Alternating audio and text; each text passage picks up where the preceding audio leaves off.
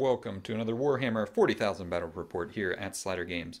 Today is our part 2 of our Tau versus Imperial Guard Astra Militarum science experiment, we were calling it. So if you haven't seen the last video, check that one out. We played with the 8th edition Codex for the Imperial Guard versus the Tau, and then what we're doing with this one is we're having very close to, not exactly the same lists, come back and fight again with the changes to the 9th edition list. And we're running on the exact same battlefield. I actually left this set up for 2 weeks. It was challenging not to, move it and mess things up, but it's pretty much exactly as it was when we left it before. And we're running the same Tempest of War mission, which is priority targets. So in this one, you get 5 points for controlling one or more objectives and 5 points for controlling more, and then at the end of the battle each player scores an additional 5 victory points for each objective marker they control. And then we have this Crucible of Battle deployment and we're using the same deployment zone, so Tau will be at this end and the Imperial Guard will be down here kind of in the industrial terrain. We've got our 5 objectives in the same spot, one back here in the rubble, one down here, it's kind of like under this plant, a container in the center, under the bridge there, and then finally here by this landing pad. So those are our 5 objectives we'll be fighting over.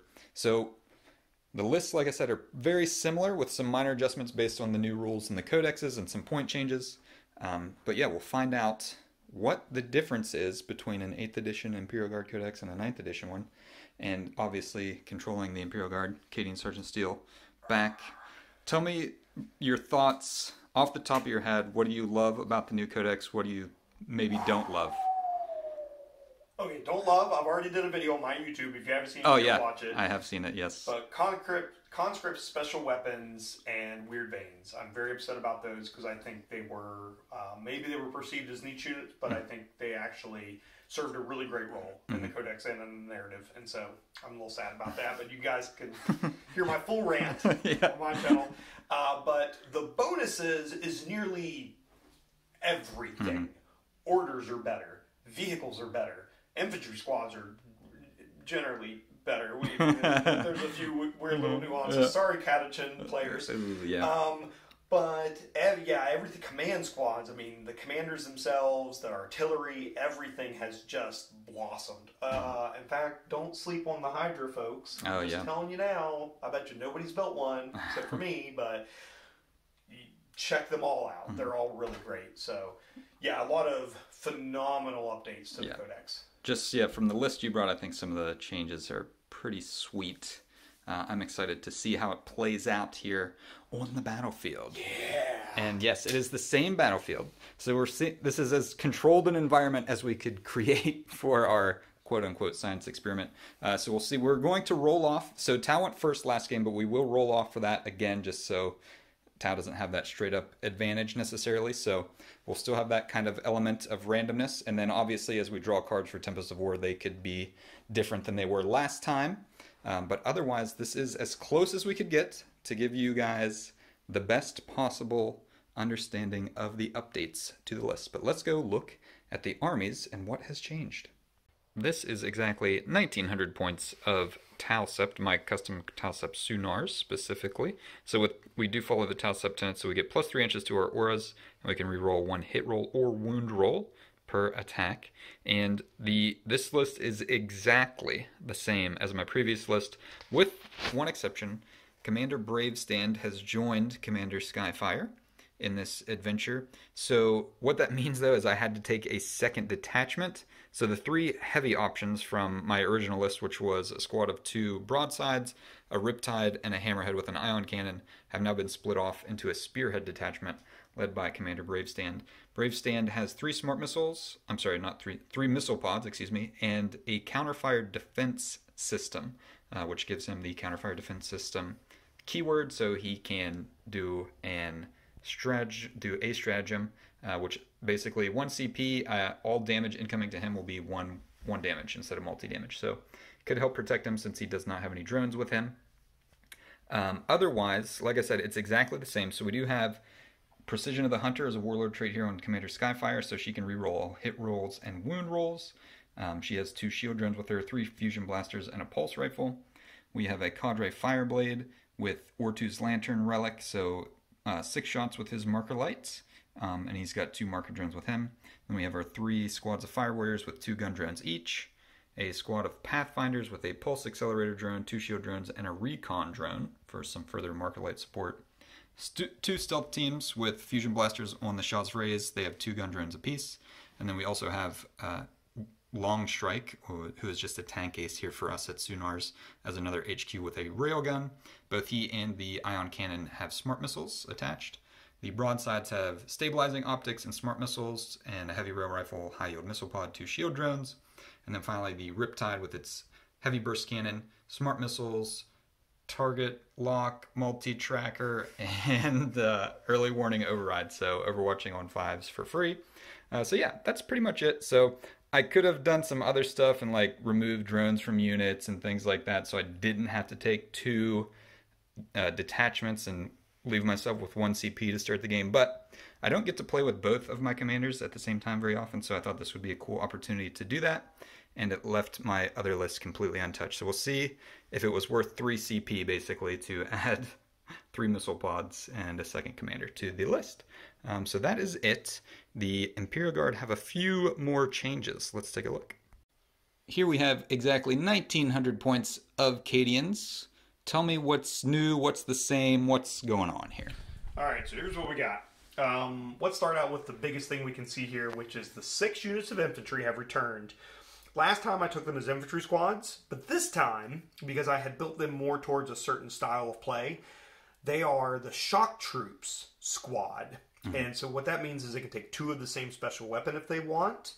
And I'm going to have to do a little bit of a proxy, but the bolt guns on the sergeants will count as the drum-fed auto guns until I get my new models painted up. Mm-hmm. So we have 3 with Melta and 3 with Plasma, which is very similar to what I brought last time. Yeah. But since I didn't take heavy weapons, I decided to do the shock troops rather than the infantry squads to showcase what this unit does. Yep.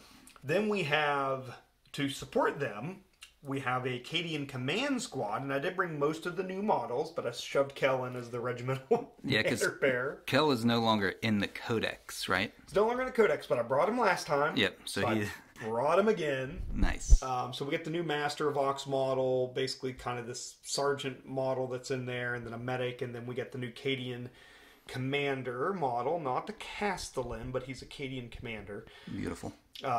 Who will be leading here. And we got the Master of Ordnance is now attached as an attaché to the command squad. Yeah, so in the last battle report, these guys, like this dude and the astropath and the, what is he, something of... Officer of the Fleet. Officer of the Fleet, yeah, they were independent units. They're just running around by themselves. Now they come attached to command squads, which is pretty cool. Which is really interesting. So the other one we have is a platoon command squad, and I've brought this with basically the same loadout I had before, except we can't take sniper rifles anymore, so I have a Melta-gun in there instead. I probably won't even get to use that this game.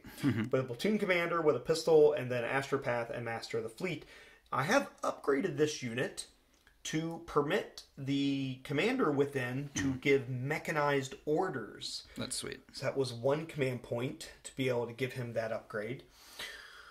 And I guess the next thing, I'm sorry for cutting you off, but that's okay. A cool rule with these now is since they have characters in the units, the whole unit has the character keyword and cannot be targeted. That is correct. Because that was something I used to do when I would play against you when you had a command squad, is I would just shoot them first because... why not? There was nothing preventing me from doing that. But now with the characters built in, I can't target them if they are protected by other units. Yep, and I would lose my ability to issue orders if you would do that.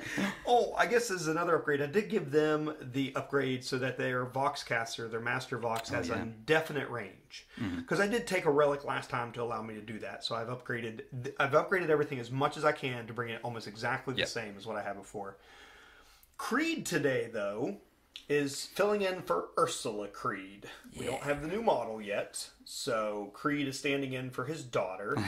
And she can issue 3 orders, gives reroll 1s for core units, and several other like little buffs, and comes with the Master Tactician Warlord trait. Which allows me to redeploy 3 units. Woo! So good. Now, I did have to add a unit. We did have to, yeah. Yep. So I added a Commissar with a bolt pistol and a power sword. Because what happened was my last list, I'm taking a brigade. I did last time, and I brought a brigade again. I had 6 elite choices last time we played. And this time, I have 2. Yeah. Which is not a valid detachment, so I had to add an elite unit. So why not add the Commissar, and he will be hanging out with the very updated Ogrins. Yeah, they got pretty juicy. Oh, yeah. Don't sleep on your Ogrins, folks. I'm hoping to get in there and just rip some Tau apart today. We got the Tech Priest back, so hopefully supporting my mechanized units. And he now gets a cool new rule where he can select 1 unit within 3 inches with a vehicle keyword, and they get a 5-up invulnerable save. Yeah, that's really cool. That's great. 2 Chimeras as before, 2 weapon squads as before. So they got most everything stayed nearly the same in points. Some things got cheaper, some things got more expensive. Like they only got 5 points more expensive for the whole unit. Not bad. Scout Sentinels, they're each independent, and they have heavy flamers. So I do have the new model built, just not painted yet. So I'll be bringing those hopefully in the near future. So the big changes, we have 3 Basilisks again, except now I can no longer take them in a squadron of 3. So this is 3 unit choices. Yeah.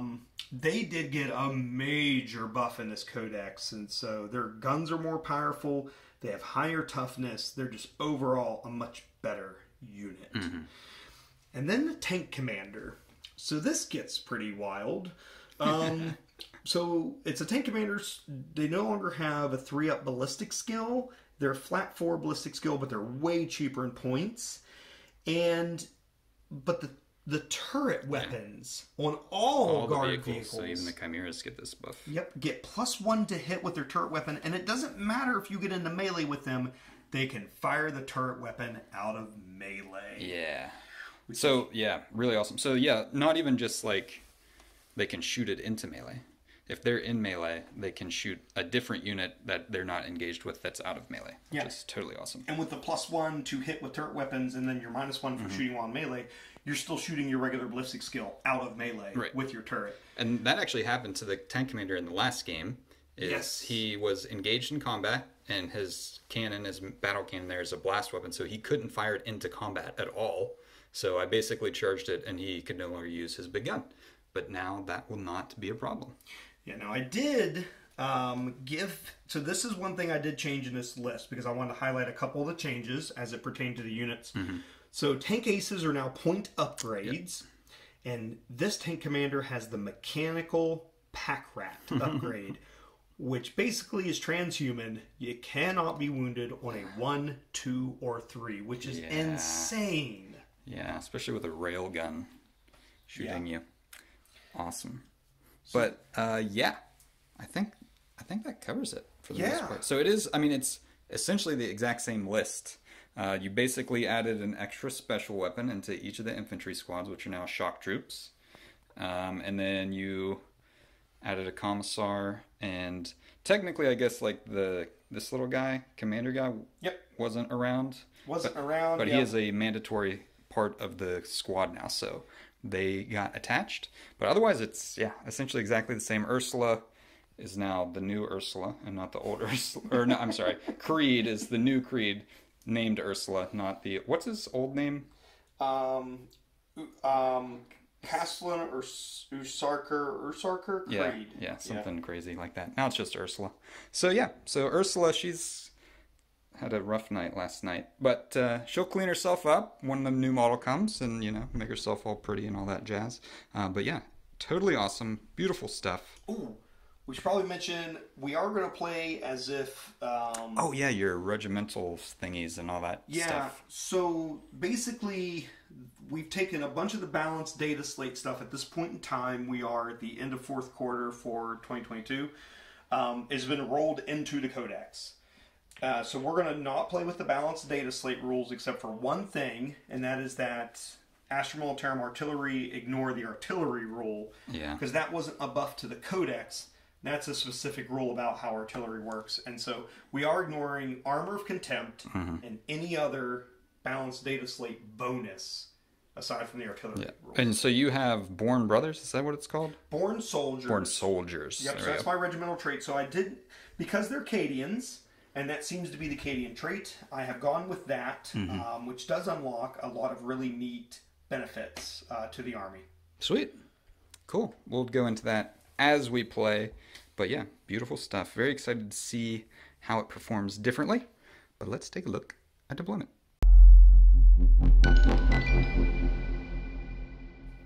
We have deployed our armies for this Tempest of War battle. We did, like I said, we did the same deployment zone, so we didn't even roll off. So Tau we knew would be down here. And I deployed, it's not exactly the same, but there are some similarities. I have one squad here sitting on my home objective, Fire Warriors. Then I have my Pathfinders, another squad of Fire Warriors down here in an ability to go this way for the objective. Pathfinders can come out to marker light out into this open space. I did bring Commander Bravestand in with this group to give some re-rolling of ones down here, as well as some fire support with the missile pods. And the Riptide I had way down on the flank this time just to pressure this side. If you haven't watched the previous battle report, the Riptide had some interesting interactions with the tank commander in the last game, so we'll see if that can be replayed. But I did shift my Hammerheads back into a little bit of a safer position from where I had them deployed. In the first game, they were kind of out here in the open a little bit, but still mobile enough to get out of this spot to find some targets. Over here we've got a similar scenario again. The third squad of Fire Warriors, a Cadre Fireblade, the broadsides, with the stealth team up on this catwalk here to support, 4 deployed slightly, and then this was my big gamble. I put this squad of stealth team, they're 4 deployed behind these crates, so they will be able to be shot if something does want to come up and get them, but if I can go first, or if they can survive that first round of shooting, they'll be in a good spot to move forward and pressure that flank. And over here with the Cadians, what's the story? All right, so we've deployed slightly different than last time because our rules are different now. So we do have 2 Sentinels over here. They don't get the pregame move anymore, so this could really shake up what happens with them. This has a Melta Squad shock troops inside. We got the tank commander here, hopefully only exposed to your Riptide. Yeah. And then 2 infantry squads, Ursula Creed, the Cadian command squad. We've brought the mortar team a little farther into the backfield this time because I'd made some mistakes last time we played. I put myself in jeopardy. We do have a squad up here just in case, so you can't get that vertical deep strike on me, I hope. Yeah. But it is going to cost me because for them to get down off of here and to play the game, much movement is required to get them into a position to fire. Yep. And that being said, Skyfire is in man to hold, so deep strike reserve for the other commander. We've brought the heavy bolter team back here on this platform as well. The basilisks are more exposed this time. I've actually brought them forward, and the platoon command squad with the mechanized orders are hanging out with them along with the engine seer. Now, there is one correction to my list. The Master of Ordnance, actually all 3 of my attaches are with the platoon in the same, they were in the same platoon command squad. Then we get the Ogrins and the Chimera here. So I'm hoping to get some early game movement, secure this, and hopefully in the calamity of this industrial complex, I can get into melee with you. Right. And the Commissar's in there with them, right? Commissar's in there too. Sweet. And we got 1 Scout Sentinel and then 2 squads over here. 2 squads hanging out underneath the landing platform. Yeah, so a lot of things piling up for this center objective. So yeah, we'll see who can get the initiative and get there and defend it and slaughter the other opposing army. But yeah, that's it. Nothing in reserve or anything like that for the Cadians, but you do have, through Ursula Creed, the ability to redeploy or put things into strategic reserve once we determine who's going first. That's true. So there, 3 units. Yeah, so there could be some redeployment. That's what we were talking about off camera. With this priority, what's our name of our thing? Priority targets, I think, is the name of the... Yeah, priority targets. So at the end of the game, whoever's holding each objective marker gets 5 bonus points. So going second can be beneficial at the end of this game for scoring. So I feel like the Cadians are in a good spot where they get to go first and get that alpha strike in, or if they go second and can redeploy and deny the Tau any good targets to shoot on their first turn. So it'll be interesting, but we need to roll off to see who goes first. Last time it was Tau. Who will it be this time? After you, sir. Oh no, why me first? Okay, here we go. For the Emperor, Okay. 4. That's Okay. above average statistically. For the greater good. Ooh, okay, so it is. Ooh. The tides have shifted in this flash, altered reality. A warp storm washed over the planet, and this whole scenario is unfolding slightly differently than last time. So let's take a look at the Cadian orders. Creed has issued her orders. Assassination, kill an enemy character. Most of them are covered pretty well, but the tank ace could be exposed to fire. No prisoners, kill 30 wounds worth of models, so just kill stuff. And then investigate site. Do an action at the center of the battlefield. That will be tricky. We have come to the conclusion of the movement phase for the Cadians. I'll start by saying the redeployment. The one Chimera that was on this flank over here has been pulled off the board, put into strategic reserve. Otherwise, I think a shock troop squad and a Sentinel got shifted around over on this flank just a little bit. But otherwise, that was all of the redeployment stuff. So what's happening here, other than you being on 4 objectives already? Yeah, and so everyone bear with me because new Codex, and I'm learning the rules, and Jeremy and I have just discovered I did make a mistake. My Scout Sentinels were actually supposed to forward deploy. Yeah, they have the infiltrate kind of rule similar to the stealth team where you can deploy them out of their own deployment zone. We missed that, but that's the way it works sometimes. They're still on 2 objectives, so it didn't hurt. Didn't hurt too much. That much. So what I did was I do orders in command phase now, no longer in the shooting phase. We did full throttle for the Sentinel. I rolled a 5 on the advance, which allowed me a 19-inch move. Yeah, it's pretty good. And I counted time to remain stationary, but nothing is in range of my heavy flamer, so you're safe. That's fortunate. Yep, tank commander just moved up. The Sentinel just moved up to get line of sight of your vehicles and grab the objectives. These infantry squads have advanced to here, and they have the take cover order, so they count as being in light cover. Nice. And if they're, for some reason, receiving the benefit of light cover, then they get dense. Yeah. Creed, Ursula's also moved up with them. Cadian command squad stayed back, gave the orders for take aim for the heavy weapons squads. This unit has started to come down the top here. I'm trying something new. All of my artillery has driven forward with the Ogrins and the Chimera, and they have received the order. So I gave it to this one, which then bounces to the other 2 for gunner's kill on sight. So they count as, they get to reroll ones to hit, which is really nice. This squad here received move. So it gave them 2 more inches to their movement. So they moved up 8 inches and got line of sight on your stealth team. So that's the Chimera's on this objective. There's an objective under these 2 basilisks. Yes. You're on your 4 objectives for them. So that's a pretty good start, and it's going to be tough to shift basilisks and everything. Not to say that I would necessarily be trying to shift you off your home objective this early in the game, but it will be a pain if I need to get it for any reason. Yeah, and Basilisks went up in toughness. They're now toughness 7. T7. They were T6. So that's going to be tough to shift, but that is our movement. Let's take a look at some shooting. Part of the way into the shooting phase here, this squad of shock troops fired in, took out 2 drones and 1 stealth unit, or stealth team member. The good thing that happened is that pulled them out of line of sight of the heavy flamer on the Scout Sentinel.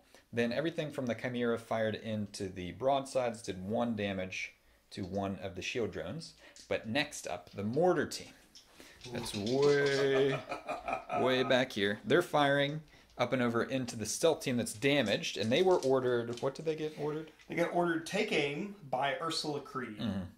And so that gives them +1 to hit rolls, and then improve the AP of their weapon by 1. But then Ursula Creed's ability, as any unit that receives an order, gets +1 to the strength of their weapons in the following shooting phase. So they're strength 6 mortars, AP -1. So it'll be 3d6 shots. And there'll be +1 to hit, so it'd go to 3, but stealth team will bring it back down to 4 to hit. Yep. So here we go with number of shots. Ooh, pretty average. I get 10 shots. 10 shots. Okay. I like that. I'm sure you do too. Hitting on 4s, auto wounding on 6s. Yes. So 3 auto wounds, nice, and then 3 more hits. And then yep. There is a. Oh wait, no, I am within range of a regimental banner, which also gives me reroll to wound rolls of 1. Of 1. So now to wound you. On 3s, rerolling 1s. So 2 plus. Okay, so 5 wounds, AP -1. So that will be 4 up saves. So that kills 1. 1 guy is on 1 wound left. Next up is the tank commander. Spend a command point on ingrained precision. So hit rolls of 5 automatically wound, and everything is going into the ion cannon hammerhead down here. So including heavy bolters. Do you want to start with the bolters? Yep. Or okay, so 9 heavy bolters on 4s because its ballistic skill is now 4. Oh yeah, hitting on 4s. Here we go. Ooh, there are 4 auto wounds. Yep. And I don't believe I get any type of rerolls. Yep, and no other hits, just 4 auto wounds. Oh yeah, just okay. Okay, well, I'll roll these saves here unless. So these are minus 1, so these are 4 ups. Oh, okay, so 2 damage down to 12. Okay. And then D6 plus 3 shots on the main battle cannon. Okay, that's good. 7 shots. It's good. It's going to be tight. Only 4 going through will kill me. Hitting on 3s. Yes. Okay, so 1 auto wound. That's. Do you want to CP one of those? Let me check my rulebook real quick. Okay. Yep. Double checking there to see if any rerolls were available. None are. So we've got a 5 which auto wounds, and then 3 that will need 3s. So that is 3 wounds, 3 6-up saves. He won't die from this. I don't make any saves, so he has 3 wounds left. Not dead yet. Next, the line of basilisks are about to unload their Earthshaker cannons. They are going to. The first one is going to target the wounded hammerhead and see if we can eliminate it. Yeah. So it's D6 plus 3 shots now for a basilisk. That's good. 9 shots is good. About as good as you could get, even. Wow, yeah, that is. So they received the Gunner's Kill on Sight order from the platoon command squad who's upgraded to give mechanized orders. So they're rerolling 1s. Yeah. Hitting on 4s because we're assuming guard will keep the artillery roll. Yeah. Okay, here we go. 4s. That was good. No 1s. That was very good. 2 auto wounds. And then wounding you on 3s. 3s, yeah. Okay, so 4. What's the AP on these? AP minus 3. Okay, so 4 6s. That's easy enough, right? But there are only 2 damage now. Only 2 damage, so I gotta get 2 of these through. I only need to save. Yeah. Can you roll 3 6s? Yeah. You've done it before. No. Okay. No. Does it explode? Okay, No. It doesn't explode. But that is 14 more wounds for grind them down, too. So that is a good chunk right off the bat. Yeah. Next Basilisk going into our tank ace. D6 plus 3 shots again. Ooh, okay. That's better news for him. Okay, hitting on 4s, rerolling 1s. Oh. Reroll. Only one. And a 3. Got it. A 6. Nothing. All right, Just so 2 damage. Down to 12. Wow, and then there's a chance. The last Basilisk firing in. Last one. Here we go. Oh, it's a 5. It is a 5. So 8 shots. That's pretty good. It's all averaging out. All right, here we go. 4s, rerolling 1s. Come on, 6s. Couple 6s. Couple 6s. Rerolling this 1. Oh no. So only 3. So he will not die. He will not die. 3 wounds. 6s. I've got to roll a 6 eventually, right? You're due 1. I don't. Oh no. Okay, so 6 more wounds. So he is down to 6 remaining. Aha! At the conclusion of the Imperial Guard turn, I don't think we actually mentioned it, but this guy was wholly within the center, and he did investigate a site. So that is 5 points for the Cadians. They do not get grind them down or assassination yet, but with this guy on 6 wounds, it's not looking good. If he goes down in the next turn, that'll be 14 wounds and assassination, so that will be both grind them down and assassination. Plus, the Guard are on 4 objectives. So I think before seeing my objectives for the first round, my plan right now is going to be try to eliminate these 2 sentinels and maybe rush onto this objective with our Montcalm philosophy. So let's take a look at the Tau objectives. Skyfire has issued her orders from Mantihold, grind them down, kill more units than my opponent. I realized I was calling the Cadian objective grind them down. That was actually no prisoners is what I meant to say. But we do have grind them down, so I have to kill more units than they do in their next turn. Capture enemy outpost, impossible. Blood and Guts don't want either, but I'm saving my command points since I started out with so few, so I'll probably just ditch these 2 at the end of my turn. We have completed our movement here. Advancing all around, I did declare Montcalm, so both stealth teams, the remainder of this one and the one that was back here, have shifted up to kind of pincer this line of basilisks. I rolled a 6 on the advance for the broadside, so they swung out. So they do have a line of sight down into the rear basilisk. I don't know if we mentioned this, but this front basilisk got, what was it, Night Shroud, which is new now, so it can't be hit on a 1, 2, or 3 is how it works now. The center one has the 5-up invulnerable save from the Tech Priest, and then the back one is kind of exposed. So the big advance got our rail rifle in line of sight of the back one, so we'll see if something maybe can happen. We only got 1 marker light on the Chimera from the 2 drones back here since I moved my Cadre Fireblade. So yeah, it's going to be interesting to see what we can do over here. Big news, the Wounded, I did not spend a command point on backup AI, so he advanced, flew up onto this thing, so he can see down into the Basilisk train. I thought about shifting him out to shoot at this maybe, but I think the Basilisks are actually a bigger threat, because once my tanks get blown up, which he will on this next turn most likely, I'm less worried about the battle cannon. Obviously the Riptide, you know, there could be issues there, but we'll see. Otherwise, on this flank, we basically all shifted up. I did get a 6 on the advance for the Fire Warriors. They are actually holding this objective currently, and everything else kind of shifted up. I did spend a command point on Recon Sweep, so they moved, fired their marker lights, and then moved again.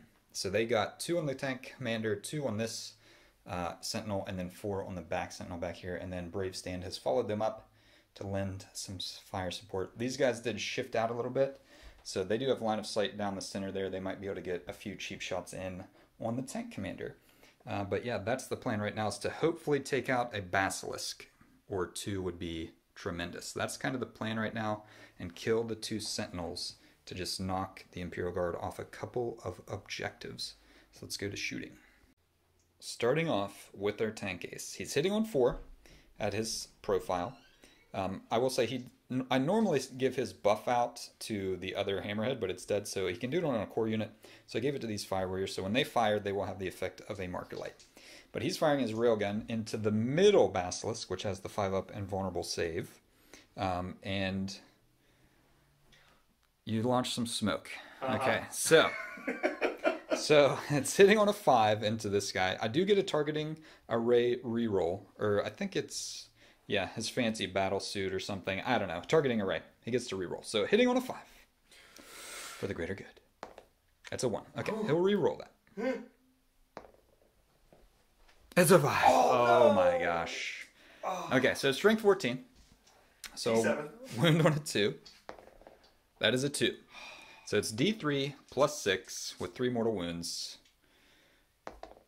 That is a 2 plus 6 is 8 is 11. That's enough, right? That is. It only has 11 wounds. Does he blow up? God, I hope not. No, it's a 3. So no explosion, but we do take out a unit. Okay, for grind them down. There's 1. That was a huge... That's why he is the tank ace. After the tank ace's incredibly clutch shooting, we move over to the broadsides. I will say the tank ace, he fired his smart missiles into this sentinel here, did no damage. So we already fired their smart missiles. Both of them fired into this shock trooper squad, killed them. It was ridiculous. I had 11 wounds go through. It was crazy. And then now both the high yield missile pod and the heavy rail rifle are firing into this rear basilisk. We'll start with the rail rifle, hitting on 4s. I'm sorry, I didn't mean for it to happen this way. But they wound on 3s. Oh. Okay, so they both wound. It's AP -4.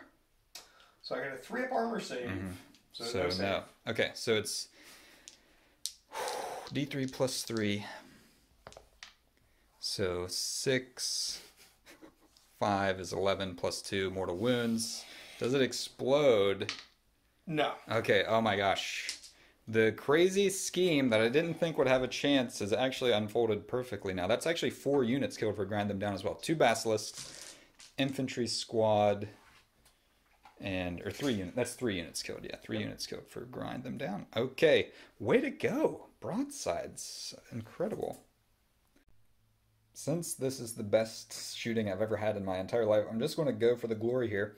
This lone Stealth Shaw's Ray is firing his Fusion Blaster into the Basilisk. Hits on a 4. Okay, Talcept reroll. Okay, so, alright. I'll take it, though. I'm not going to... I mean, yeah. I mean, you do got another one. Yeah, I do have another one, but I think we're going to shift focus and maybe try to take out this Chimera. Next, we have the second stealth team. Their burst cannons fired up into this squad up here. They killed 2 guys.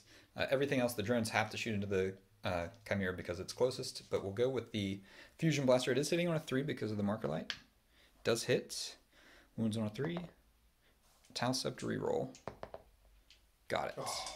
So AP -4, so no save. So it'll be D6 plus 2 for 7 wounds into the Chimera. And then we'll fire the drones off camera. We have shifted our focus over to this flank, fired in all our small arms. The Pathfinders fired in to this Scout Sentinel, down to 2 wounds. The Fire Warriors fired into this Scout Sentinel, also down to 2 wounds. And so now I'm going to go with Brave Stand. He's going to split his fire and kill both. That's the plan. So 2 missile pods into this one, 1 missile pod into that one down there. So these will hit on 2s. And I'll start with the 2 shots into the faraway one. So on 2s, both hit. Strength 7, so 3s. They both hit. AP -2, 2 damage each. I need 6s. No. All right, so he takes out 1. Does he explode? Doesn't explode. And then 4 shots into the second one, hitting on 2s. There is a 1. I'll reroll that with Talcept. So they all hit, and then 3s to wound. Oh my goodness. And I just spent my Talcept reroll. That was... I do have smart missiles. I'm going to spend a CP. I probably shouldn't. Do I spend a CP? He's like a Riptide. Or do I force my Riptide to fire? But he only has 8 smart missiles. I'm going to reroll it. Okay, it wins with a 3. So you need a 6 up. Come on, I'm due for a save. Yeah. Oh, no. Okay, so it goes. Does it explode? Does not explode. All right, so that's 2 more units killed, but I cost me a CP. Came back across over here. Everything from both the Cadre Fireblade and the Fire Warriors team fired in. They took out the Chimera, and when it blew up, the Commissar fell to his death. So that gives us 7 units destroyed. I was just saying off camera, this has been the greatest shooting phase of my life. No exaggerate. This has been wild. So we have the Riptide left. He's firing everything into the tank commander, since he did have a marker light. But you spent a Blade of Plating, a stratagem. So his 2 damage heavy burst cannon goes down to 1 damage. But we'll start there. I did give him the 5-up Feel No Pain with his Nova Charge. So I have 12 shots hitting on 3s. And let's see, let's reroll one of these with Talcept. Okay, so not too shabby. And then these will strength 6, so wounding on 5s. So we got 3 wounds through. AP -1. You want 3-up saves? Oh, 1 gets through. 1 gets through. So that's 1 damage, and then he'll have 8 shots with his smart missiles. 8 dice in my hand, hitting on 3s.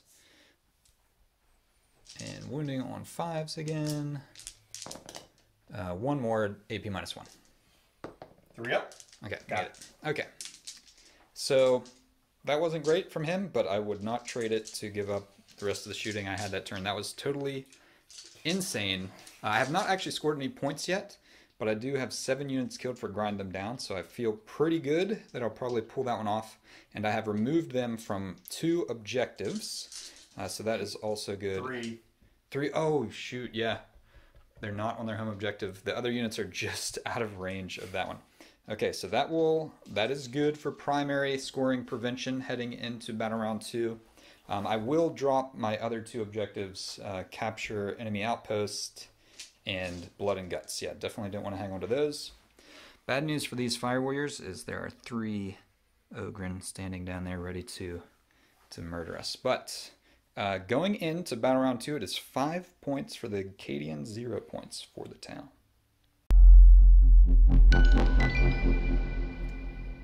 Creed's orders. Still assassination, still no prisoners, so killing the tank ace will get both of those. But the new one, storm hostile objective, take an objective currently controlled by the Tau. That will be difficult. We have come to the end of the movement phase for the Cadians. Yeah, what's the play here for the Cadians after a brutal shooting phase by the Tau? So we'll start out with the flank. So we have brought in our reserves. Mm-hmm. This has a shock troop squad with melta-guns inside. Mm-hmm. So they have come in here 9 inches away from your unit and hopefully to pressure your the midfield objective here near your deployment zone. Tank commander has moved in the center of the battlefield. Not really going to feel too threatened by the small arms fire here. Mm-hmm. So hopefully he can survive being here and has put himself on the objective. 2 infantry squads here given suppressive fire by Ursula Creed, which is important because that then gives them +1 strength on their shooting attacks. But the suppressive fire means if they score 5 or more hits against their designated target, that target is -1 to shoot. Yeah, that's pretty cool. Cadian Command Squad has come up with them to support them going forward. This unit has advanced down the catwalk and is just trying to get to the middle of the battlefield where hopefully I can get them moved on to an objective. Mm-hmm. Ursula Creed has come back to support the heavy weapons teams. And then Scout Sentinel has come backwards, actually. I'm retreating a little bit. So I have 2 units now. This infantry squad moved over, Scout Sentinel moved over, so they're both within range of the objective marker. Mm-hmm. Platoon Command Squad, with all the attaches, has moved forward. And they have given shock and awe to the Basilisk, giving it OBSEC. So just in case I don't kill off your stealth suits and you decide to jump down at me, it'll be okay. Yeah. Because, stealth team, not OBSEC, so I would have to get some fire warriors there. However, there's a problem, as 3 Ogren standing there ready to mince some fire warriors.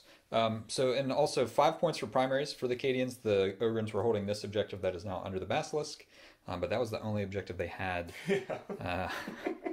due to the redonkulous shooting of the Tau. And we did do psychic power on your astropath, but it failed. What was that? It was one to get a CP. Divination, and so warp charge 7, and I would gain a command point. Yep, we failed. Okay, cool. Elected not to spend a command point to reroll to try to get that command point back. So probably smart. Good decision there. All right. So that is it. Let's go into some shooting. We've completed most of the small arms fire from the Cadians. This squad fired and they actually took out the stealth guy on 1 wound.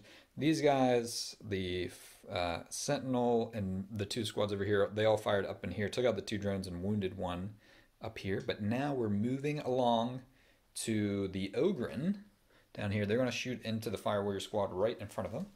With their new gun, they have 9 shots total, 3 assault 3 on their... Yeah. What are these things called? Ripper guns. Ripper guns. There we go. And they're ballistic skill 4. That's reasonable. So here we go. Heading on 4s. Oops. Okay. 1 went under the tube. Yep, but that's so far it's a 4. Good. Yeah. Okay. Now they don't get the auto wound. Yeah. So here we go. Then to wound you, strength 5. So I need 3s. So 3 wounds. AP? -2. -2. So these are 2 on the drones at 6s. 2 drones dead and 6 on a guy. Okay. 1 fire warrior and 2 drones are deceased in that squad. And then you want to fire the Basilisk? Basilisk. So now that I've taken out the drones and a troop, I'm going to fire its heavy flamer here. Oh, yeah. But its main gun to your hammerhead. What'd he ever do to anybody? Killed his... the tech priest is still crying, by the way. Like, oily goo is running down what used to be its eyes. Yep. So we're going to do heavy flamer into the infantry there. I only get 2 hits, and we get 2 wounds. -1 damage. -1, so 5 ups. Save Ooh, 1, so good 2 fire warriors are dead. And then here we go. D6 plus 3 shots. That's pretty good. That's pretty good. It's Christmas for the Cadians right now. Here we go. Hitting you on 4s and rerolling 1s because the Master of Ordnance Oh, yeah. can see him. Okay. So 2 auto wounding. That was terrible. Yeah, that's unfortunate. Oh, no. Okay, so 2 that auto wound. 2 auto wounds. Okay, So. and these are 6-up saves? Yep. Okay, so he's down to 2 wounds left. I will say, I think you fired that like a heavy bolter. That's a heavy flamer, right? Heavy flamer. Yeah, it's a heavy flamer. So you need to roll D6. Oh, yeah. What am I doing? Oh, it was 3. So, Perfect. yeah, Okay. same thing. Okay, so we lost 2 drones and 2 fire warriors here. Yep. Yeah. He's down to 2 wounds, not 4 wounds. Okay. Oh, no. All right. The tank ace is alive for now. One more off camera with the heavy bolter squad. They fired in. They actually took out the 2 burst cannon stealth suits. But that brings us to the tank commander, who is going to split some fire. He's going to fire heavy bolters into the Pathfinders, battle cannon into the Riptide. Yep. So where are we starting? We're going to start with heavy bolters. Okay. And here we go. 9 shots hitting on 4s. 4s. Okay. That's good. A couple of auto wounds in there. Yeah, that was all right. And then when you on 3s. Okay. So 4 wounds. 5 wounds, yep. -1. -1. We'll start with their 2 damage each. So we'll start with the recon drone. I'm sorry, I have shield drones. Never mind. Let's start with the shield drones. 2 shield drones, 4 up. 1 shield drone is dead. And then that was 2. Next shield drone is dead. And then there are 2 left. We'll take both of these on the recon drone, which has 3 wounds. At AP -1, it kills the recon drone. So you take out 3 drones. Ooh. And then the big gun. The big gun. So, D6 plus 3 shots into your Riptide. Here we go. Come on. Ooh, it was almost the 6. 5 shots. Hitting on 3s. Oh, 1 auto wound. And then wounding you on 3s. So Ooh, 2 wounds. AP -2. So he's at his 4 up invulnerable.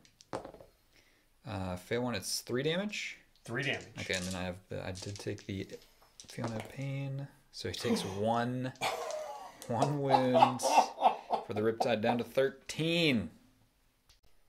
Coming to the last guns we can find. So last cannon array fired in, took out the 2 drones and 1 fire warrior in the squad, but both heavy bolters going up into the tank case. Only 1 needs to get through to kill him. And this is for 10 points if it can die. Okay, we're going to start out with a hall-mounted one. So these Build suspense, so hitting on 5s. Hitting on 5s, yeah. Because of you the need to trees. dense 1. Ooh. That's all it takes. It does not wound. Needs a 5. 7. Yep. Okay. Turret mounted, hitting on 4s. Come on, 6s. There's Yes! 6. They all hit, and 1's wounded. 1 wounds. AP -1. 1. A 4-up save. I have not Jeremy. spent my CP this turn. I saved it. All right. That was huge. That was 10 points right there. We do have mortars. You could fire a bunch of mortars in. That seems risky. It's risky, and I'm doing it. Yes. All the mortars. So 3d6. You have 3d6. Come on. Oof. That's 9. That wasn't that great, but it's not nothing. Okay, so they receive take aim. So they're hitting on 3s. Yes. And then they also get an additional AP. Yeah. So here we go. Hitting on 3s. That was good. Oh, Only yeah. 1. On auto wound and only 1 miss. Yep. Okay. Oh, wow. Yeah. Okay. But 5s. Come on. This is the trick. Oh, no. So there are 3. AP -1. So Yep. these are 4-ups, but they're only 1 damage. So if I make 2 3s, or 2 4s, I make 2 4s. He's down to 1 wound. Oh. That's unfortunate. So he is alive. So yeah, it's not great. That is the end of the shooting. There will be at least one charge, though. Moving into combat, the Ogren couldn't fail. They're in against the Fire Warriors. They have 13 attacks, hitting on 3s. So the Fire Warriors should be totally fine, I'm saying. Yeah. Okay, here we go. Nice. Woo! That was good. Okay, 4 misses. No auto And wounds at all. yeah, they don't get the auto wound thingy because they're not. They don't have the regimental That's trait. the regimental trait. Right? Yeah. No. Okay. And then wounding on Strength. 3s. Strength 6. Strength. Oh, okay. So 2s. Yeah. Here we go. Oh, that's good. Wow. So 8. 8 minus 1. 8 minus 1. So this is 8 5-ups for the greater good. Okay, I lose 7. The squad, there's one guy left in there. He's fine. He's totally fine. Shouldn't be a problem. The Shazway fought back, no damage was done, and he failed his morale. So they took out that unit, which the good news is, with that bloodbath in the melee phase, they do get grind them down. I'm sorry, they get no prisoners. Excuse me, they get no prisoners for killing 30 wounds with a model. So that's 5 points. So that brings their total up to 15 for the Cadians at the end of their battle round 2. Tau do score their grind them down. So you did not kill 7 units, which, yeah, that was, again, I can't, I just can't, yeah, I don't know what to say about that shooting I had in battle round 1. But anyway, so at the end of Cadian turn 2, it is 15 points for Cadians, 5 points for the Tau. The Tau will get 5 for primaries for holding 2 objectives, but not more than their opponents. So let's take a look at some objectives. Skyfire has issued her new orders from orbit. Bring it down, take out the tank commander, and assassinate. Kill him utterly. And then finally, hold the line. This will be a little bit tricky.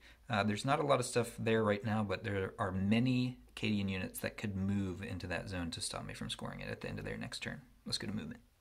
Movement concluded for Sunars. Basically, the goal here now, killing the tank commander gives us 10 points. That's what we want to do. I did do recon sweep again with these guys to move them up the field. I need to be able to get this objective so I can hold 3. If I can hold 3 objectives and take out all of the big heavy fire from the guard, I think I'll be in good shape.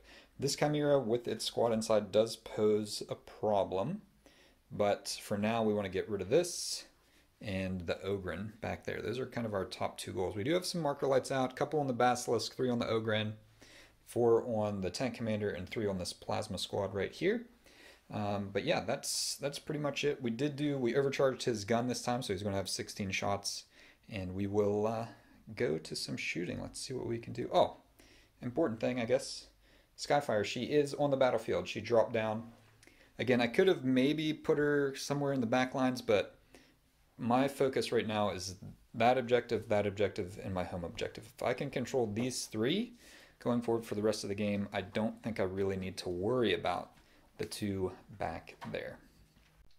As Skyfire touches down, she immediately fires into the tank commander. So we'll start with our fusion blasters, hitting on 2s, rerolling everything because of her warlord trait. Still only 2 hits.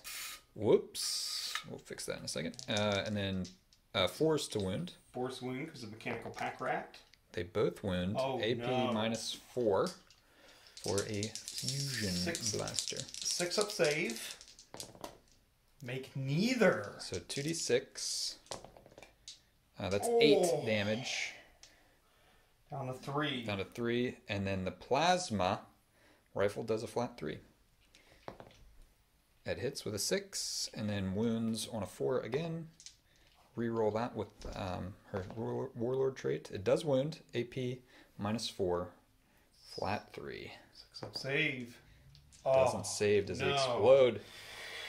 Does explode, but also before I move it from the battlefield, It does it explode. does explode.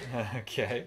And I'm going to spend 1 command point. Oh yeah, you have a stratagem now that lets it shoot again before it leaves. Yep, it's called Vengeful Salute, and on a battle tank, it only costs 1 command point. Oh, maybe I should have fired this guy first. So... let's roll the... How Yeah. much? D6 or D3, do you know? I think Mortal it's wounds? only D3, but we'll roll and then Yeah. we'll double check. So 3 or 5. So with the stratagem, your ballistic skill 5, but it's a turret weapon, so it still gets the +1. So it'll hit on 4s, firing into the tank ace. Here we go. D6 plus 3 shots. Oh, Ooh. no. Only 4. I need to guarantee that this thing dies, and I will spend my final command point. Ooh. Wait, oh, you can't reroll number of shots. Oh, yeah, you can. Yeah, you can. Yeah, you can. Okay. So here we go. Final command point. That's better. Okay, so 6 shots. Hitting on 4s. 1 auto wound in there, and Yeah. 2 more hits, and there's a wound on 3s.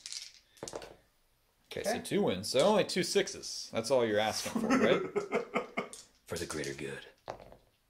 Oh, okay. So he dies. Does he explode? He does not explode. Okay. So he goes out. Nice. So that's 10 points for the Tau, Yep. but that's another 5 points for assassination for the Cadians. Woo! Next up was our stealth suit, fired into the basilisk right beneath him. He did hit and wound, did 7 damage with his d6 plus 2. We did remember he had an invulnerable save, but he failed the save, unfortunately, from the tech priest guy.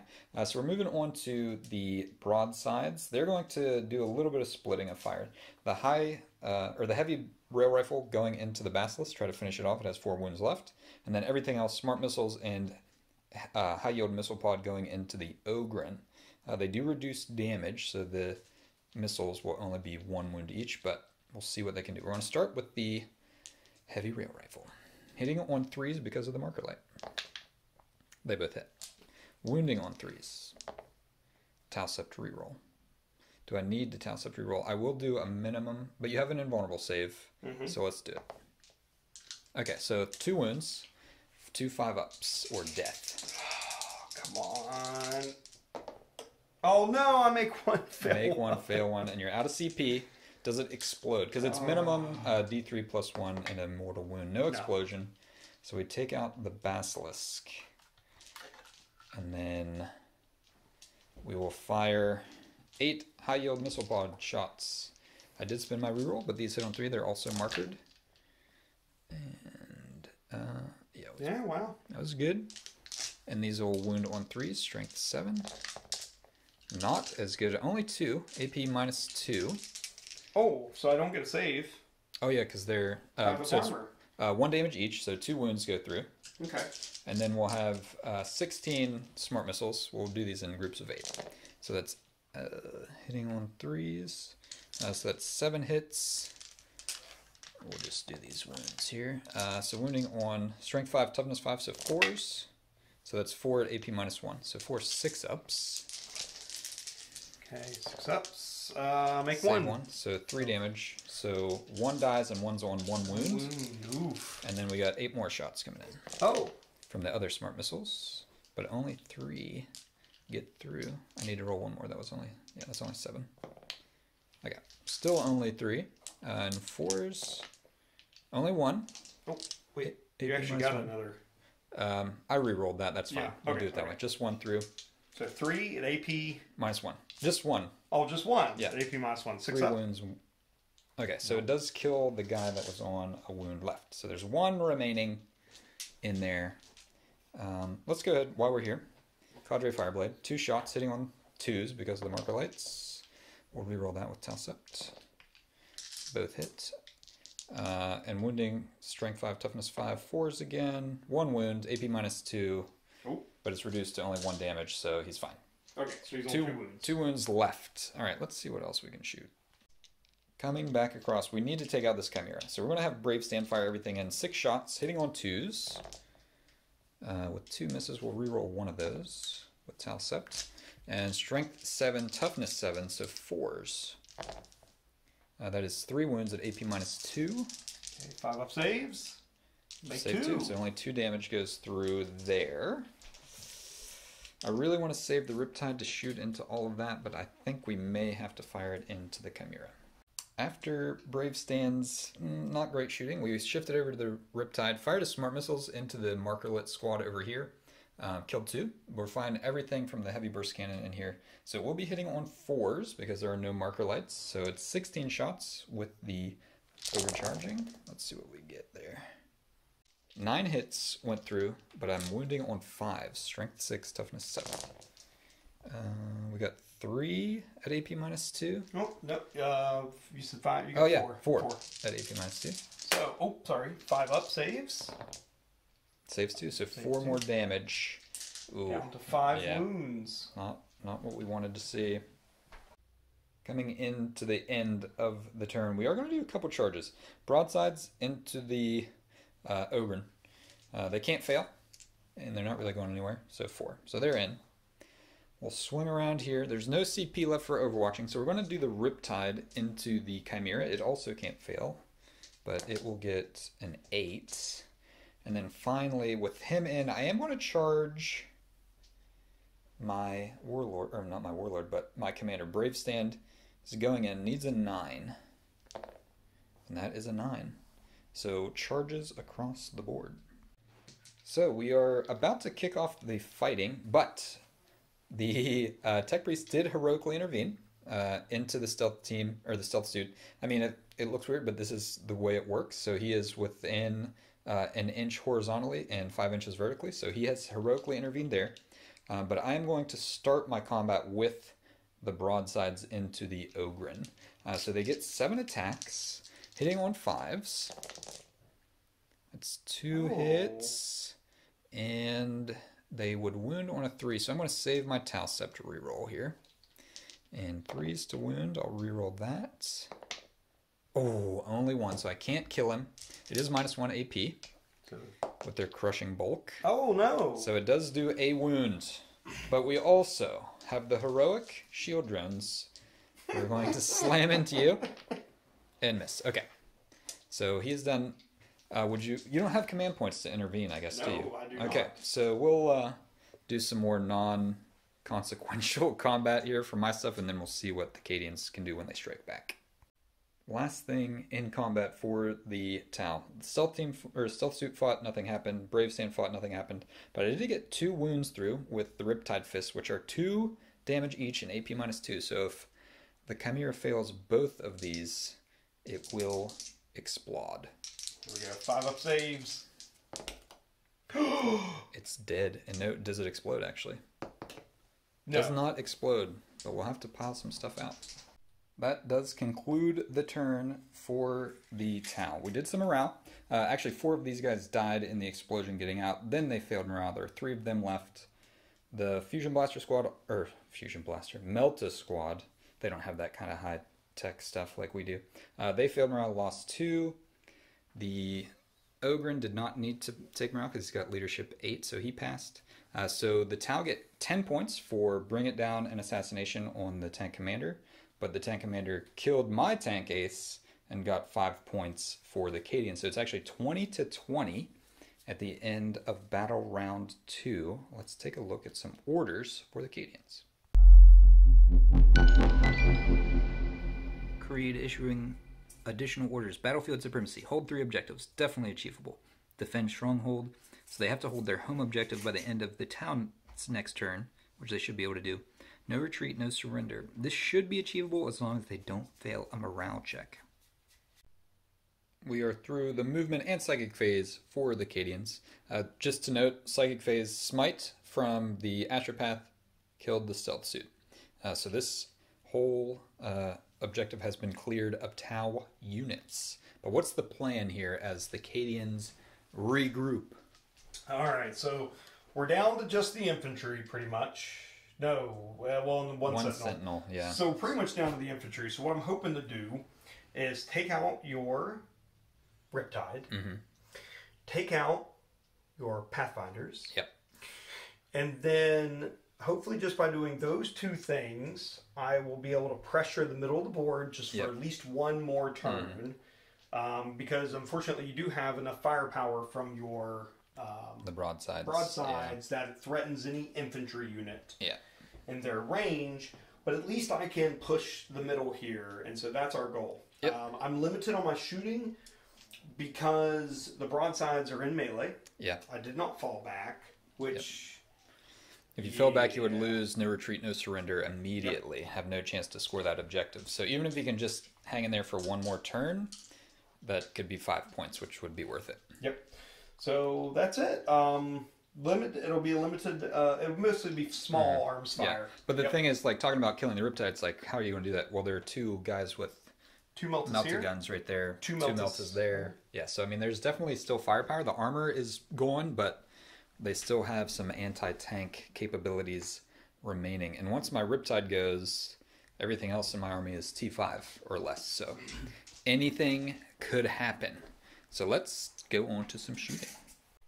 We've had some small arms fire. The guys up on the catwalk, the command squad, and the las guns and drum-fed auto cannon? Drum-fed auto gun. Auto gun fired in.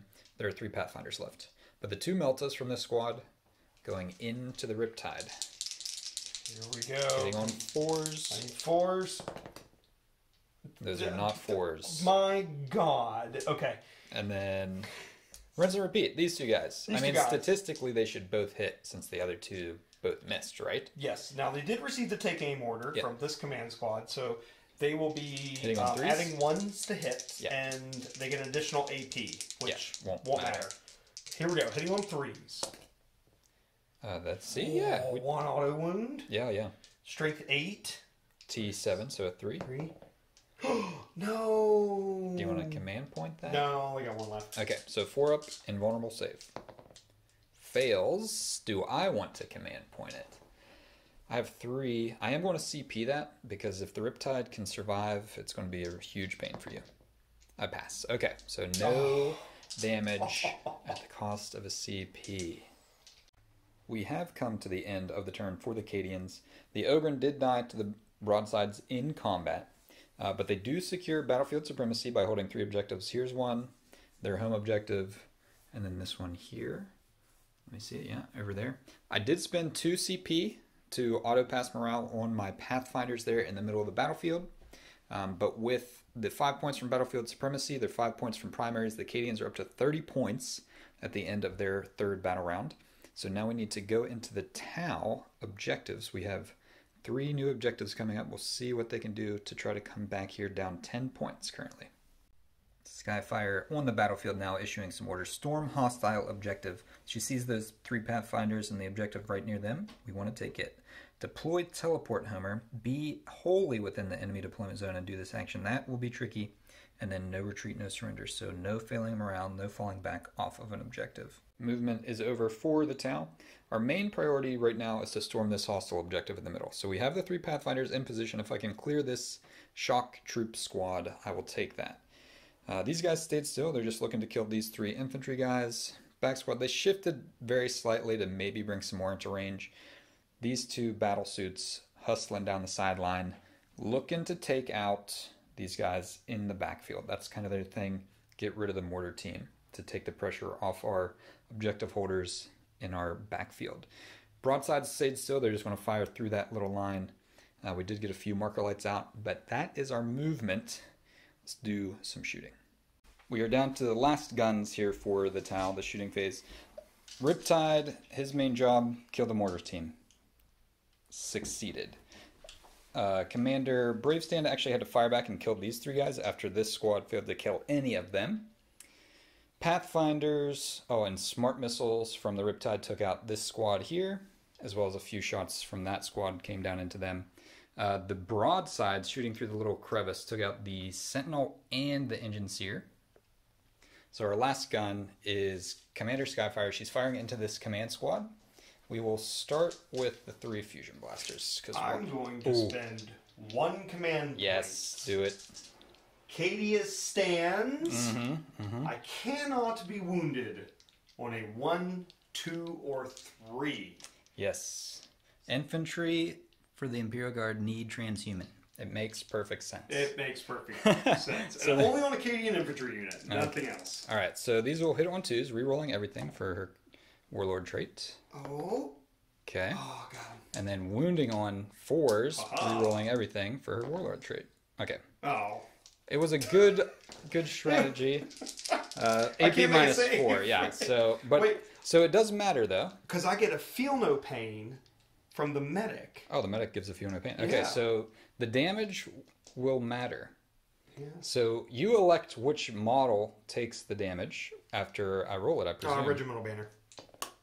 He takes 2, which he gets 2 feel no pains. 5 ups. I'll make one fail 1, so he's dead. Dead. Okay. All right, next guy gets Will be the dude. 3. Okay. 3 5 ups. Ooh, that was close. So that close. was close. Okay. And then last, who's going to take this last The one? boxcaster. Okay. Only 1. 5 up, feel no pain. Okay. No. Boxcaster does 2. And then we have a plasma rifle to fire in.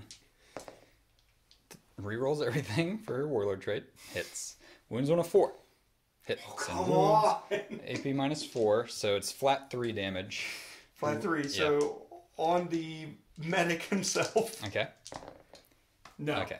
So there's the platoon commander. Is that what that guy is? That was the Cadian command squad. commanders. Oh yeah. Okay, so Yeah. he is holding strong for now. Oh yeah, Yeah, he's there. still He's alive. still there, but He may have to make a morale check, possibly. Okay, but that is the conclusion of the shooting for Tau. We do storm a hostile objective. I cleared that squad, so we control it. So that'll be 5 points. The other things: no retreat, no surrender. If I don't fail a morale in the next Cadian turn, I'll get those 5 points as well. So let's go ahead into battle round 4. Ursula Creed never surrenders. While their footprint on the battlefield is dwindling, they're still in the lead, and they have some options to score here. Braised Banner definitely can do 100% achievable. Bring it down, kill the Riptide. Not a great option. No retreat, no surrender is still in play. End of the turn for the Cadians. They did get 5 points for raising the banner there in the center with that command squad. Did some shenanigans. Plasma Boy blew himself up shooting at the Riptide. But they did bring the Riptide down to 7 wounds between the Plasma squad and the heavy bolter squad here in the back. And then some las guns. What was the order? First rank fire, second rank fire? Yep. So their las guns became heavy 3. Fired in, took out 1 of the Pathfinders. I made 4, 5, and 6s out of 5 saves, so it was a huge clutch move there. So that will get them 5 points plus 5 for the primary, puts them at 45 points. So they are still in the lead, and they're scoring points to keep the pressure on the Tau. The Tau definitely have the advantage out here on the battlefield, but if I can't draw good objectives to score, it doesn't matter. So let's go look at the Tau objectives. After mathing some things out, it is a victory for the Tau. Sunars has won the day. Ursula Creed, a little, hungover maybe this morning, not looking her finest, has decided that Cadians need to retreat after some serious firepower. So we did shoot, brought this guy down to 1. He failed a morale to prevent no retreat, no surrender. We took out the command squad over here. Commander Bravestand completed deployed teleport Homer over here. So after that, we actually went into battle round 5 a little bit just to see what scores and stuff we could possibly get. And basically, without doing the final points per objective and everything like that, we figured it was 65 for the Tau, 55 for the Cadians. If we would have played it out, it may have changed a little bit, but the Cadians could not overcome the 10-point deficit at that point. So after the chaos wave of psychic energy washed over this world and kind of reset time a little bit and altered reality slightly, Zinch doing his thing, the Tau come out on top in a little different fashion this time. How do you think it went? It was a really fun game. It was actually a closer game than our last match. So a 10-point roughly difference there at the end, because we kind of talked through the last few things. Yeah. But that turn 1 shooting from the Tau was insane. To be fair, I've had some really good rolls in my life, and on this channel, if you've watched some of the videos, I've made some crazy rolls. But I killed almost 600 points of your army. I think I added up to about 520 or 550 points of a 1900 point list. Yeah, it was. I mean, I had to hit on a 5 with the railgun, and I got it and blew up a basilisk. Then, I mean, literally, we were talking about this like during it, and like, so normally before we film, you know, what's happening and where the shots are going, like, and we say it a lot of times on camera too, it's like, my plan is to do this, but I'll normally say like, best case scenario, I kill 2 basilisks, the chimera, and the 2 scout sentinels that are sitting on objectives. And like, that's my absolute best case scenario. No real, like, I'm not really expecting to get that, but like, if my plan goes exactly as I want it to, that's what will occur. And that's literally what happened. I killed 2 basilisks. I took out both scout sentinels. I killed the chimera in the middle. Like, it just was a total, I mean, yeah, it was unbelievable. It was brilliant to watch. Like, it was the most... You're very good on your precision strikes and your placement with your towel. And then that was like the radiant turn I think I've ever... I was like, holy, every single shot landed where it needed to be, and every model was right in position. And it's great too, because this is always a matchup between guard and towel, is you do have superior weapons. I mean, you have superior range, superior AP and everything. So it's always this game with the guard where it's like, well, we're 6 inches shorter on our range usually, and we got a little less AP. And then watching that kind of unfold, that cheekiness that we have to try to, well, that especially the guard player has to do to balance, try to counteract that. And I just couldn't. The dice definitely, and then your strategy during the game was just brilliant. But it still came down to a close game. That was the thing. I was trailing until turn 4. Yeah. Until the end of my turn 4, I was behind the whole game on points. And that's a thing that I love about Tempest of War. You can be getting killed, and as long as you're scoring points, you're still in the game. And it actually came down to you, for the first 3 turns, were controlling these 3 objectives. And I was killing you, like, but you had bodies to keep pressing forward. So that made it difficult for me to get up here. So it did take until turn 4, but I finally did take the lead. But yeah, the shooting was insane, because we had both stealth suits. Like, my fusion blasters never hit with the stealth suits. It's like almost not even worth rolling. And then they ended up, one did 7 damage, and yeah, it was, it was crazy. But I mean, it was awesome. Tell me, I mean, that's your first game with the new Codex, right? Yeah. So how do you think, brief review after 1 game, limited experience? So a couple things to know. I made a very big mistake right off the bat. I didn't understand how Scout Sentinels worked in the new rulebook, and that I could have been using my Heavy Flamers turn 1. Yeah. I failed. Yeah, that was actually pretty big, because you had 1 up on this objective and 1 on this objective, and both of those, the one up here probably could have fired into the stealth team up on this catwalk. Yep. And this one definitely could have flamed into my Pathfinders at least, and obviously, I mean, they're right there holding that objective. That was a turning point. And because I had, what was it, Storm Hostile Objective that they got. That was a big swing right there.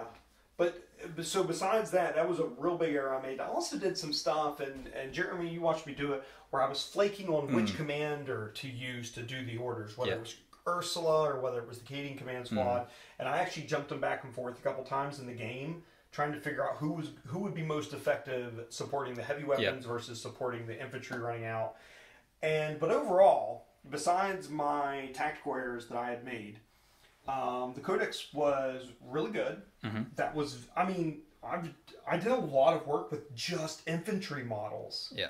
And so that was, it was great. I think this is a wonderful Codex. This wasn't even it was a well-rounded list, but for the new Codex rules, I had too many orders, not enough infantry for the way it was built. So right, yeah. I mean, that's the thing. Obviously, this list was built for 8th edition Codex. Yep. And so this is just, we wanted to see what an 8th edition list would do with the 9th edition rules. And I mean, I thought it played really well. Obviously, it was close the whole game. If I didn't have an insane first turn of shooting, like if I only killed 1 of those basilisks instead of 2, and either leave 1 of the sentinels or the chimera, which is realistically what mathematically should have probably happened, I mean, that's a different game because my tank ace survived for 3 turns when if there were 2 basilisks, it would have definitely been dead in turn 2. Yeah, so a lot of that and then that's, again, we talk about this a lot. Dice, it's a dice game, random chance. I got super lucky. If I don't get those super lucky rolls, this is a totally different game. But yeah, that was awesome. There was the one stratagem too that kept me in the game, and it was the like being able to shoot after my battle tank had been destroyed, because that got me assassination against your hammerhead, and without that, I would have would have been the turn I started falling behind. But I was able to then keep. Yeah. That was actually super clutch because I hadn't shot with it yet. My plan was it was going to shoot. There's a Chimera over here that had just come out of strategic reserve. He was going to blow it up, and then the infantry over here was going to shoot all the infantry that came out. And I ended up having to shoot. I actually didn't even kill the Chimera with shooting. I had to charge it, and the Riptide punched it to death. I can't believe I got punched to death by a Tau model. Yeah. Actually, twice. You killed my Ogre now. Yeah, the Ogren did die in combat to some broadsides. But yeah. That was super cool. I think the Codex is awesome. Me, as a non-Imperial Guard player currently, I really like the Command Squad, the update with those, making them like have character built in. You can attach the little attaché guys. I thought that was really cool. It's really different. I wasn't ready for it somewhat because I'm so used to the older version where I could order the Command Squad and make them jump on an objective and hide on it. And I didn't, and I started playing and I was like, oh yeah, I can't make them do these things. They don't have the platoon keyword. Right. So they can't receive orders and they can't do things. So there was a little bit of a learning curve with that, but we were watching them unfold. I was like, well, okay, I can't do that. But with the psychic abilities and then with buffing the artillery and just the regimental banner and the medic playing their role, it was really great. Yeah. And even we didn't record it, but on the final turns here, I nearly survived with the platoon command squad because the number of attachés and the medic in there just gone 5 up, feel no pain, 5 up, feel no pain. I had to actually shoot 2 units into it. I fired everything from the broadside unit. Yep. So heavy rifle, high yield missile pod, 16 smart missiles, and the platoon commander was alive on 2 wounds, and I had to shoot something. Was it? Yeah, I think it was. Yeah, so, I don't know. Somebody else had to shoot it and finish him off. It was close. It was craziness. Yeah, that was great. I'm excited to see what you can do building a list tailored to the new Codex with it. So yeah. I have ideas. I have big ideas. Nice. Very nice. So yeah, Cadian Sergeant Steele, thanks for coming. I'll link to his YouTube channel so you can watch him rant about his opinions on conscripts and that kind of stuff, as well as your Instagram, where there are very many beautiful photographs of these amazing miniatures. Let me get down here and see this little dude. Yeah, so cool. Okay, so yeah, thanks for tuning in to Slider Games. Please like, subscribe, all those fun things. It helps us keep doing what we're doing, and I'm having a good time. So thank you very much. Have fun.